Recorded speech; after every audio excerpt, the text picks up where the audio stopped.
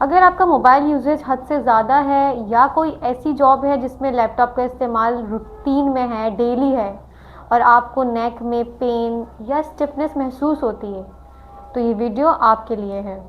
इसमें मैं आपको बताऊंगी कि ये होता क्यों है और इसे हम घर पर कैसे ट्रीट कर सकते हैं। अस्सलाम वालेकुम, मैं हूं डॉक्टर अमल इकबाल और आज हम बात करेंगे सर्वाइकल या नेक पेन की, जो आजकल ऑलमोस्ट हर दूसरे इंसान को होता है। सबसे पहले हम बात करते हैं कि नेक पेन होता क्यों है।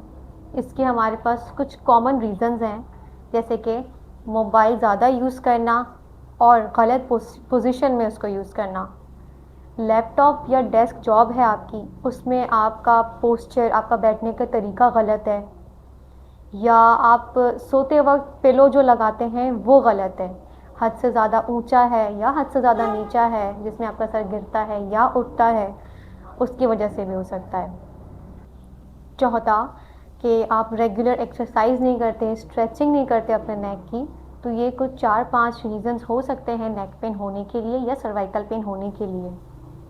अब इन रीज़न्स में सबसे कॉमन जो रीज़न होता है वो होता है फॉरवर्ड हेड पोस्चर की वजह से, जिसमें हम कोई भी काम कर रहे हैं तो ज़्यादा अपनी गर्दन को आगे झुका लिया, जिसमें नीचे देखना ज़्यादा है, गर्दन झुकी झुकी है, तो ये एक सबसे कॉमन रीज़न होता है नेक पेन या सर्वाइकल पेन होने का। अब हम बात करते हैं इसके साइन और सिम्टम्स की। मैंने अपनी लास्ट वीडियो में इसकी 3 साइंस आपको बताए थे।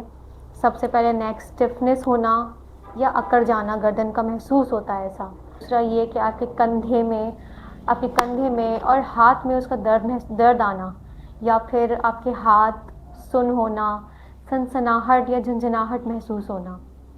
तीसरा होता है कि आपके सर में दर्द हो रहा है मुस्तकिल, चक्कर आ रहे हैं आपको। तो ये इसके कुछ साइन एंड सिम्टम्स होते हैं जिससे हम अंदाज़ा लगा सकते हैं कि आइदर पेशेंट को सर्वाइकल पेन है या नहीं। थी इसकी जर्नल ट्रीटमेंट, सिकाई, आइसिंग या फिर मसाज, लेकिन इससे ये प्रॉपरली जाएगा नहीं, दर्द सिर्फ आराम आएगा, दर्द नहीं जाएगा जब तक कि हम इसकी एक्सरसाइजेज ना करें। तो अब मैं बात करूंगी आपसे इसकी एक्सरसाइजेस की। मैं आपको डेमो करके दिखाती हूँ कि कैसे हम इसकी घर पे एक्सरसाइज कर सकते हैं। सबसे पहली एक्सरसाइज है चिन टक, जो बहुत ही ज़्यादा बेनिफिशियल है सर्वाइकल पेन के लिए या नेक पेन के लिए। वो कैसे परफॉर्म होती है? सीधा खड़ा होना है या बैठना है, बिल्कुल अपनी फिंगर अपने चिन पर रखनी है, जिसे हम कहते हैं थोड़ी, और उसे पीछे की तरफ पुश करना है। होल्ड करेंगे 1 2 3 4 5 and relax. Again 1 2।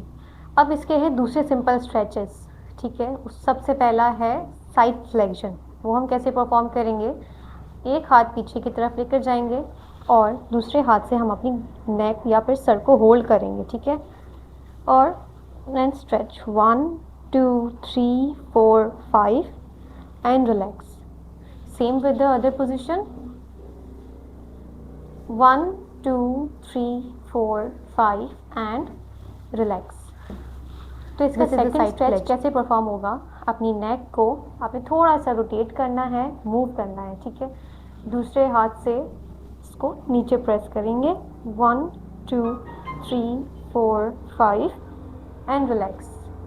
Same with the other hand, 1 2 3 4 5 and relax. Now the third one is rotation, ठीक है। 1 2 3 4 5, 1 2 3 4 5. The fourth one, अपने 2 फिंगर्स को अपने नेक के बिल्कुल जहाँ से नेक स्टार्ट हो रही है और बिल्कुल जहाँ से शोल्डर मिल रहे हैं नेक के साथ, वहाँ प्लेस करना है 2 फिंगर्स को, एंड 1 2 3 4 5 एंड रिलैक्स। सेम ऐसे ही हम इसको नीचे फ्लेक्शन बेंड करेंगे, जिसे हम फ्लेक्शन कहते हैं, ठीक है। 1 2 3 4 5 एंड रिलैक्स। फर्दर एक्सरसाइजेस की कौन सी हो सकती हैं? जैसे कि अपने हाथों को अपने हेड पर प्लेस करना है और स्क्वीज करना है अपने शोल्डर्स को, पीछे की तरफ पुश करेंगे। तो ये थी इसकी कुछ जर्नल एक्सरसाइजेस या फिर जर्नल मेजर्स जिससे हम इसको ठीक कर सकते हैं। अब हम इसके डूज और डोंट्स डिस्कस करते हैं कि हमें इसमें क्या नहीं करना और क्या करना है। जैसे कि अगर मोबाइल यूज़ कर रहे हैं तो मोबाइल बिल्कुल अपनी आँखों के लेवल पर रखना है, ना नीचे ना ऊपर, बिल्कुल आई लेवल पर होना चाहिए ताकि हमारी गर्दन झुके नहीं। सोते वक्त जो पिलो यूज़ करना है वो बिल्कुल आपके लेवल पर होना चाहिए, जिसमें आपकी गर्दन ना पीछे गिरनी चाहिए ना उठनी चाहिए।